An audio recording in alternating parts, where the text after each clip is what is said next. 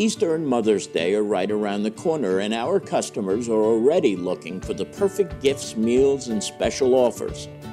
This is the perfect time to promote your business. When you advertise with The Observer, your message reaches the local community where it matters most. In a trusted local newspaper, on theobserver.com, in live videos, and across our social media platforms, giving your business powerful visibility. Whether you're promoting holiday specials, events, or seasonal products, The Observer helps connect your business with thousands of readers and shoppers. Make sure your business is part of our Easter and Mother's Day celebrations. Call 201-991-1600 today to reserve your spot in The Observer. Again, 201-991-1600. Hi again, everybody. It's Kevin Knessa coming to you live from the newsroom of The Observer and theobserver.com on this, the 7th day of April in the year 2026. I sure hope you are enjoying your Tuesdays, no matter where it is you are in the country. I am very happy because I have a very special guest today. A lot of you have read about him and read his work in The Observer over the last couple of years. His name is Ron Woods. He's originally from Kearny, and he is in Alexandria, Virginia, and he joins us now to talk about the stories that he has written about Kearny military history. He's right here with us now. Ron, good afternoon. Thank you for doing this. Good afternoon, Kevin. Thank you very much for having me. This is a pleasure. Yes. A couple of years ago, I got an email from you out of the blue, and you told me about a story that you were working on about someone who was in the military. There was a banner made for him for the Kearny Hometown Heroes program. So give us an idea how you got so involved with researching Kearny's military history, writing about it, and all the things that you've done over the last couple of years with us. Sure, Kevin, I've always been interested in military history. It's just always been a fascination of mine. I worked in the Department of Defense for 37 years, retired in September 22, and one of my retirement hobbies, believe it or not, was devoting some time to learn more about the men from Kearny who actually gave their lives in our nation's wars. It was something I never had time for while I was working, but when I had free time, I said, let me kind of delve into this. And his was one of the first names that came up. That fifth name down on the World War II memorial, Malcolm Bindon. And when I was doing research, the hit came up. He was killed on Iwo Jima, and to me that was amazing. It kind of personalized, World War II. It's mainly about a lot of guys who died, but this was a man from Kearny, our neighborhood, our town, who basically gave his life on Iwo Jima. I wrote a letter. I did some research, identified the two nieces, Sue and Nancy. Wrote them a letter, and I was thrilled when they wrote back. And that's really how I learned more about Malcolm Bindon. I had gone to the National Archives and was able to acquire some information on his military record.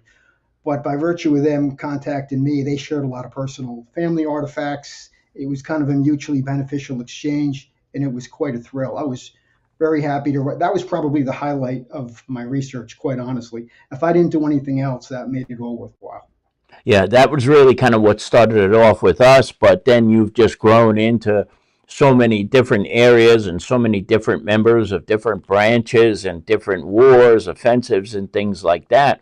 But were you always kind of like a history buff or a military buff when you even going back to your days in Kearny? Or is that something that developed later on? No, that was always my favorite subject. My parents were actually immigrants. My father was in the Royal Air Force, believe it or not. They immigrated over from the UK, one of many Scottish American families that immigrated over to the Kearny. He kind of, I think, fostered that interest. History was always my favorite subject. In Kearny High, I had some great teachers. Robert Hazer, one of the more memorable ones, history teacher. And I was always fascinated with military history. In fact, 90% of what I read was probably about military history. And it was like I said, it was a pleasure to pursue that after retiring.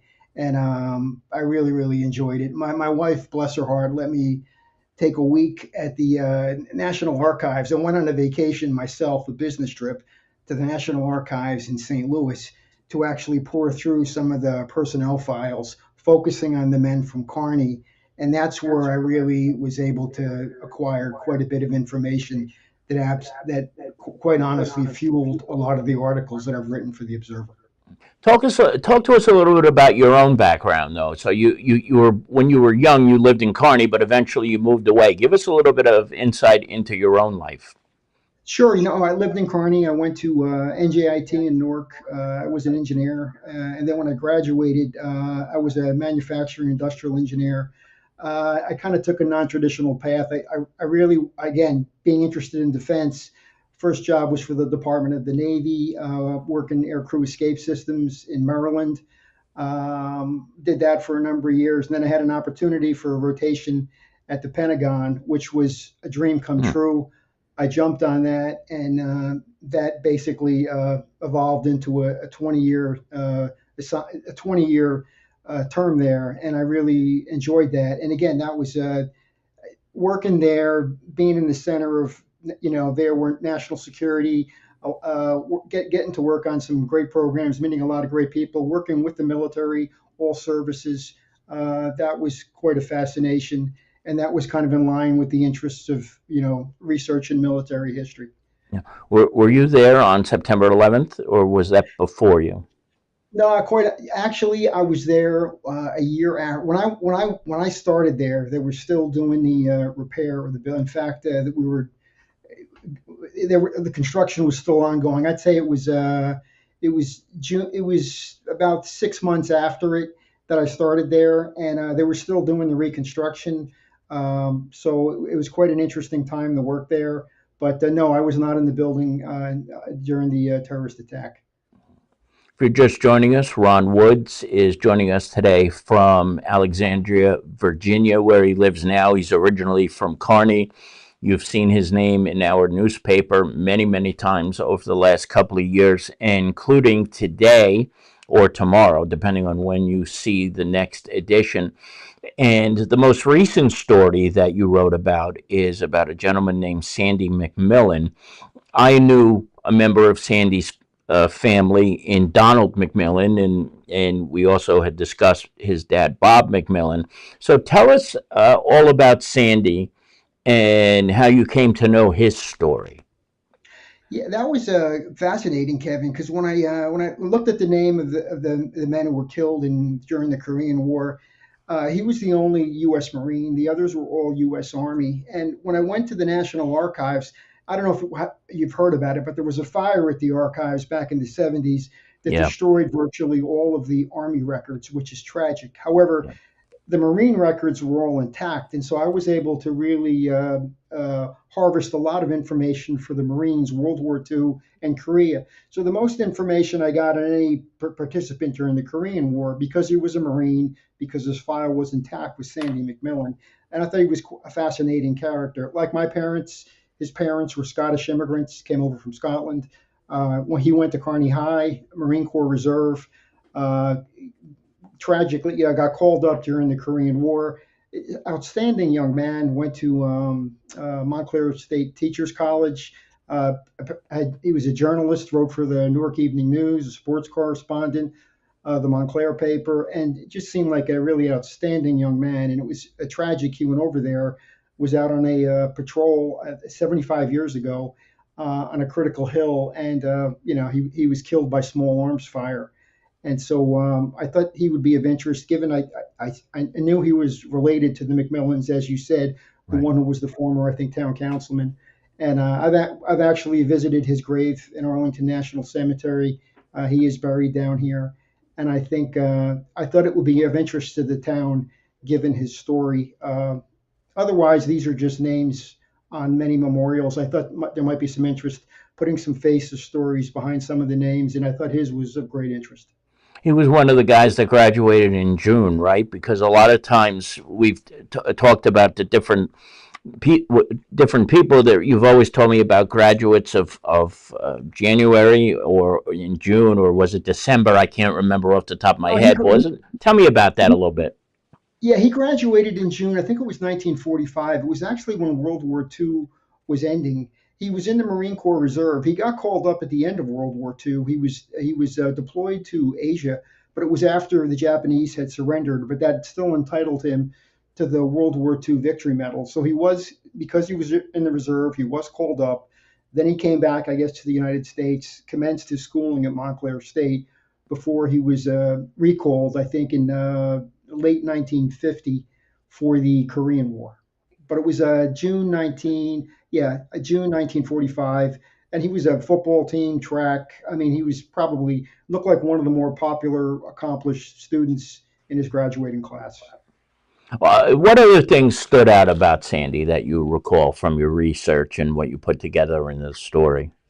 Well, just looking at his Marine record, it's kind of the Marine records again. They were just absolute treasures as the information in those files, particularly since you didn't have that in the Army ones. But all of his ratings from his Marine officers for efficiency, appearance, all the things that they assess him on, he seemed to do very very well in the Corps. It seems like he was very well accepted in the Corps. And then I think I mentioned the fact that his commanding officer wrote a letter to his mom and dad. One of the greatest compliments that you can pay a Marine is that he was truly a Marine's Marine or a Marine. So, I mean, like I said, he was just an outstanding young man. Marines were very happy to have him. He was obviously a guy you can count on. And from all his operational assessments, training records, he was a top-notch Marine. You have written about so many different people, just like Sandy. And do you have any plans moving ahead to write again or write some more about some of these fascinating characters? Tell us a little bit about that. Yeah, well, there's so many. Like I said, I've written Rudamansky on the Indianapolis. I mean, Dockery on Peleliu. I've written a number, but there are. It's getting harder, Kevin, because again, if you look at the World War II monument, and Kevin, in Kearny, about 90% of those names, 80% are U.S. Army, and their files are pretty much gone. It's the Marines and some of the Navy where you have information, unless you can contact a family member. So I've probably tapped a lot of the Marines, some of the Navy, but there are still some. James Gordon Davidson, who was killed during the Korean War, another son of Scottish immigrants. I think he's another one that we're going to write about because he had a fascinating story. Went Korean War, 45th Infantry. He just turned 20 years old. He was killed in action while out on a patrol in occupied territory. He was awarded a Silver Star for his actions because he essentially saved the lives of the entire parole. And like uh, PFC Bindon from Iwo Jima, I was able to reach a surviving niece, and she shared stories about men from the patrol actually coming to their house in Kearny after the war to personally thank his parents for the fact what he did and that he had saved all of their lives. To me, that was quite a compelling story. So I'm working on that now with Denise, and I think that'll be of interest. What has the reaction been from families mostly? Are you getting positive feedback from most of the family members? Yes, the like I said, Sue and Nancy from Bindon on Iwo Jima, we contact regularly. Uh, the PFC Davidson's niece, Bonnie Rad, she lives in Florida. We correspond, and again, it's kind of mutually beneficial because they share artifacts that weren't in the National Archives, family pictures, letters, certificates, and I get that. That's been very very helpful. There's been about four or five families. You probably know more recently from the Vietnam War, Nancy Waller Brannon and Teresa Ward, the Yeah. sisters of Mike Brannon. I've had some correspondence with them, and that's just been very encouraging, and it gives me a lot of satisfaction. And they've been very grateful for anything I've done that sheds light on their brother's service and sacrifice. You have done so much for me, so much for the observer, and just taking that beyond the walls of what we do here. So many people have learned things that they probably never would have known. about Kearny history. And, Kearny history used to be taught in schools. It's not anymore. And so what you do is truly priceless. And I have to thank you, Ron, because I'm a history buff as I've gotten older. I wasn't always when I was younger, but as I've gotten older. And the way you've brought back to life so many people has just been nothing but extraordinary. I cannot thank you enough. And I'm so grateful that this continues as it has for the last couple of years, and I'm hoping that it will continue for as long as you're willing and able to do it, because it's loved universally by the people who read this newspaper. Thank you, Ron. Thank you very much, Kevin. And a quick word, thank you very much for being so receptive to receiving your articles and publishing. I really, really appreciate that. It means a lot to me too, and it means a lot to the family. So I appreciate that. Thank you. Well, let's do this again after the next story. How's that sound? Sounds great. Thanks for having me, Kevin. I Thank you, really brother, appreciate and it. I'll call you later after I get off the air just to debrief with you. Okay? Sure, no problem. Thank you, Thank you, Kevin. Ron. Okay, All right, buddy. take care. All You right, bye too. bye. There Be he safe. Take is. That care. is All right. Ron Woods. I'm so glad you all had a chance to meet Ron today, because I've known him for a couple of years, and I've just been really just awestruck by the work that he does and what he comes up with, really, when he does his research. Melanie Ryan has helped him a lot in the process as well, too, because, boy, she's got tidbits on everybody who has ever served in the United States military with a Kearny connection. And but what Ron has done, I've been very, very grateful for, because it's just not stuff that you necessarily would ever find out any other way unless you know family members. So I want to thank him one more time for joining us today and for what he does on a regular basis. Now, a couple of things. I want to tell you about this local business boost that Lisa is running for only $150. You can get your ad in the newspaper. It's a one-time special that she's running, just 10 spots. And if you pick up this week's edition of the Observer, you'll see this same ad that I have up here on the screen. And it's the exact size that your ad will appear. It's a significant drop on the regular pricing. So if you're a business owner and you want to get yourself out there and get your message out, call Lisa, 201-991-1600. 201-991-1600. You can reserve your space and join our advertising family.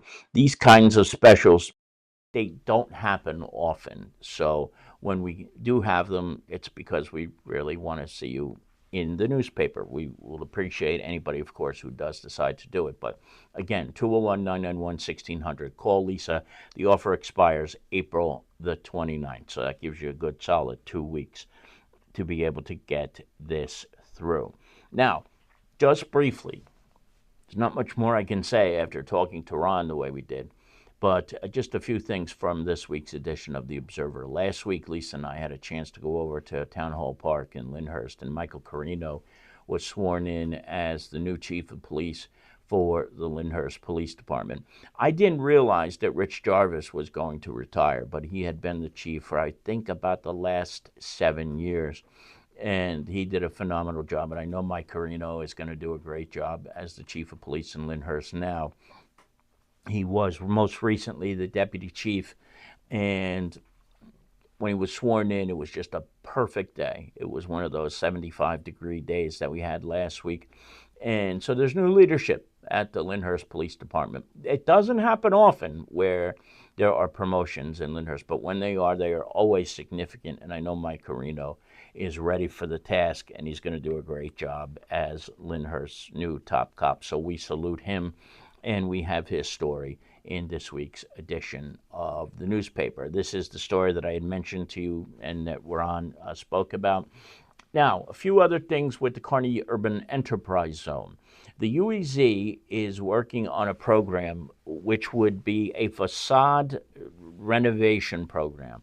If you are a business owner and you are within the Urban Enterprise Zone, you can apply for up to $15,000 to have the facade of your building or office or whatever it is that's a part of the UEZ done over. You don't get a chance to get a $15,000 grant to do work like this anywhere, ever.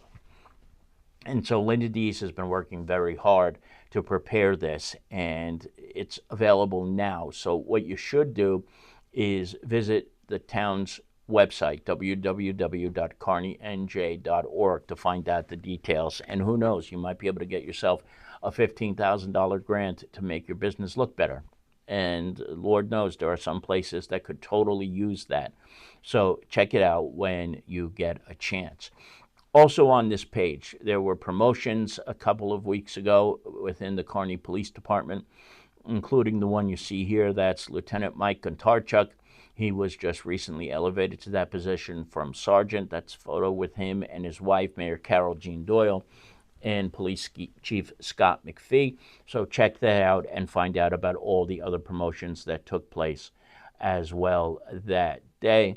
And this is the other thing that the UEZ is working on. They last year had a walking tour of Midland Avenue and the eateries and businesses in that neck of the woods.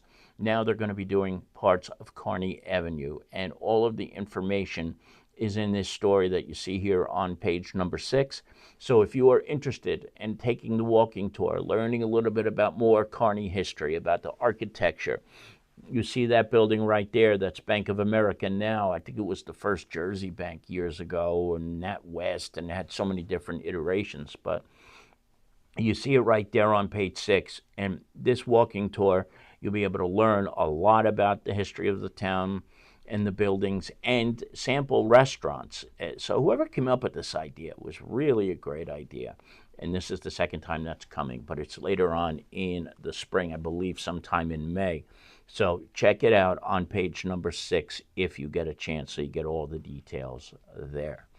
Jason Bernstein has 3 sports stories this week, including an athlete of the week.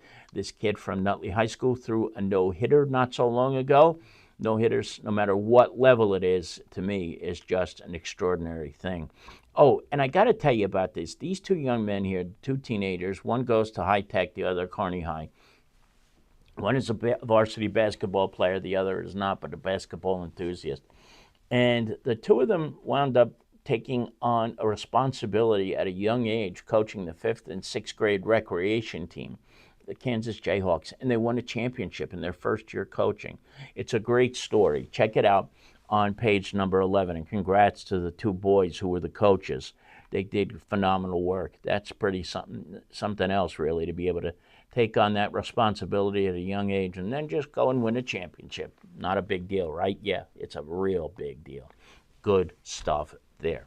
We also have 2 pages of classifieds that Lisa's put together for you. So if you're looking for an apartment to rent, you see there is a lot of them on this page. And then there's all sorts of other things that you can find as well. And believe it or not, that's it. Kind of breezed through this today. I want to thank Ron Woods for joining us today here live from Alexandria, Virginia. Tony Marinaro is here. Carol Manley is here. And to anybody who may be watching in the background, I know you're here, and I appreciate your presence as you so often do, joining us but not saying anything. And Hudson County Under Sheriff Orlando Miranda is also here with us as well. Sheriff Miranda, it is always a pleasure to see you. Orlando is also running for town council in the town of Kearny in the 4th Ward this year in the Democratic primary, so please check that out. Tony, finally, no more Fitz. Now the question is, who will be his replacement? If you're wondering what I'm talking about, the New Jersey Devils fired General Manager Tom Fitzgerald yesterday. Long overdue. Thank goodness the team is not going to be in the playoffs again for the second time in 3 years and for however many times in the last 15. I mean, this was a team that once won Stanley Cups on a regular basis. Now they can barely make it into the playoffs. But the ownership and management decided to make a change, big change yesterday by getting rid of Tom Fitzgerald, the general manager. So hopefully happier days will be ahead very, very soon. All right, that's going to do it. And if there's anything, of course, during the course of the week, we will join you live. If not, we'll be back 1 week from today. From the newsroom of The Observer and TheObserver.com, it's Kevin Canessa signing off for now, and we hope to see you back here again very, very soon. Enjoy the rest of your days, everybody. We'll talk to you soon. Bye-bye.